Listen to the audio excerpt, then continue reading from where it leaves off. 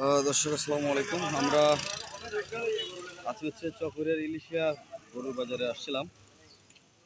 তো আপনারা অনেক রিকোয়েস্ট করেছিলেন যে বাজারটা একটু দেখানোর জন্য। এসে দেখলাম এখানে আসলে গরুর বাজার এখন হচ্ছে না। গরুর বাজার যেহেতু হচ্ছে না, আমরা একটু কবুতর দেখাই আপনাদেরকে, আসলে ইনফরমেশনটা দিয়ে দিচ্ছি। আপনারা অনেকেই কমেন্ট করেছেন আমাদেরকে এই বাজারে আসার জন্য, তো আমরা অনেক কষ্ট করে এখানে আসলাম। এসে কিন্তু আসলে বাজার নাই, বাজার মিলছে না এখানে।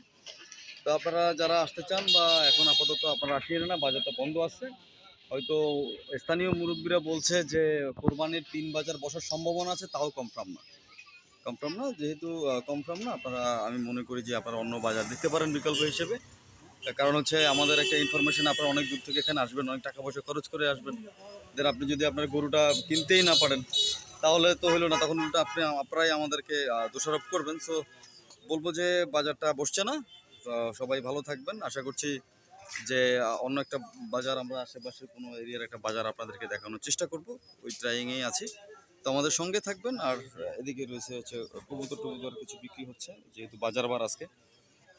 তো ভালো থাকেন সবাই, ধন্যবাদ।